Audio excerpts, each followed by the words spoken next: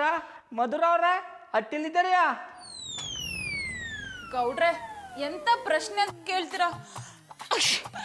ಹುಷಾರಿಲ್ದಕ್ಕ ಮನೆ ಬಿಟ್ಟು ಎಲ್ಲಿಗೆ ಹೋಗ್ಲಿ? ಮಧುರ ಅವ್ರ ನೀವು ಯಾನು ಯೋಚನೆ ಮಾಡಬೇಡಿ, ಆದಷ್ಟು ಬಿರ್ನ ನೀವು ಹುಷಾರಾಗೋ ಥರ ಮಾಡ್ತೀನಿ. ತಗೊಳ್ಳಿ ಇದನ್ನ ಕುಡ್ರಿ. ಏನಿದು? ನವರತ್ನ ಕಷಾಯನಿ. ಇದನ್ನ ಕುಡಿದು ಏಟುಗಲಿ ಕಟ್ಕೊಂಡ್ರೆ ಮೂಗು 7 ನಿಮಿಷದಲ್ಲಿ ಬಿಟ್ಕೊಂಡು ಹೊಟ್ಟೋಯ್ತದೆ. ನಂಗೆ ಕಷಾಯ ಗಿಷಾಯ ಎಲ್ಲ ಏನು ಬೇಡ, ಬಿಸಿ ನೀರು ಕುಡ್ದೆ ನೆಗಡಿನ ವಾಸಿ ಮಾಡ್ಕೋತೀನಿ.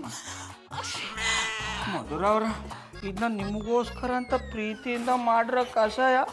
ಇದನ್ನ ನೀವು ಕುಡಿಲಿಲ್ಲ ಅಂದರೆ ನನ್ನ ಹೃದಯಕ್ಕೆ ವಿಷ ಬಿಟ್ಟಂಗೆ ಆಗ್ಬಿಡ್ತದೆ.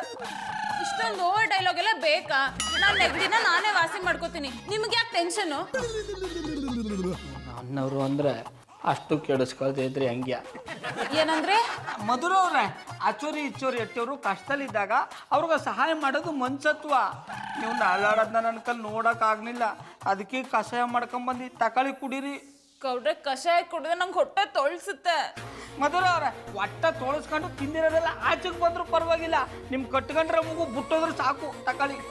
ಮೂಗ್ ಸರಿ ಹೋಗಿ ನಿಮ್ಗೇನಾಗ್ಬೇಕಿದೆ? ಅದನ್ನ ಆಮೇಲೆ ಹೇಳ್ತೀನಿ. ತಗೊಳ್ಳಿ ಕಷಾಯ ಕುಡೀರಿ. ನೀವು ಕಷಾಯ ಕುಡಿನಿಲ್ಲ ಅಂದ್ರೆ 1200 ಮೇಲೆ ಹಣ. ಗೌಡ್ರೆ ನೀವು ಮಾತಾಡ್ತಿರೋದು ಸರಿ ಇಲ್ಲ, ನಂಗೆ ಹಿಂಸೆ ಕೊಡ್ಬೇಕು ಅಂತಾನೆ ಬಂದಿದ್ದೀರಾ? ಮಧುರ ಅವ್ರೆ ನಾನು ಹಿಂಸವಾದಿ ಅಲ್ಲ, ಅಹಿಂಸವಾದಿ. ತಗೊಳ್ಳಿದ್ದ ಕುಡೀರಿ.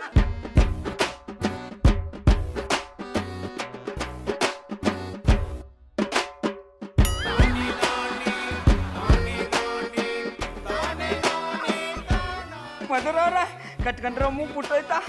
ವಾಸ್ತು ಬತ್ತಾಯ್ತಾ? ಗೌಡ್ರೆ ನಿಮ್ಗೇನ್ ತಲೆ ಕೆಟ್ಟಿದ್ಯಾ? ಇದನ್ನ ಕುಡ್ದಿದ ತಕ್ಷಣ ಮೂಗ್ ಸರಿ ಹೋಗಕ್ಕೆ ಇದೇನ್ ಮಾಯ ಬಜಾರ? ಕಷಾಯ ಇದನ್ನ ಕುಡಿದ್ಮೇಲೆ ನೆಗಡಿ ಜಾಸ್ತಿ ಆಗ್ತಿದೆ ಅನ್ಸುತ್ತೆ. ಸರಿ ಹೋಗ್ತಿದ್ದ ಮೂಗನ ಹಾಳು ಮಾಡ್ಬಿಟ್ರಲ್ಲ.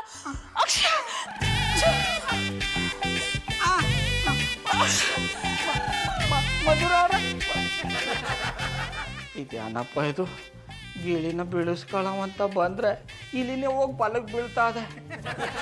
ಮಲ್ಲಪ್ಪ ಈ ಗೌಡ ಸವಾಲ್ ಹಾಕನೆ ಅಂದ್ರೆ ಗೆದ್ದೆ ಗೆಲ್ತಾನೆ.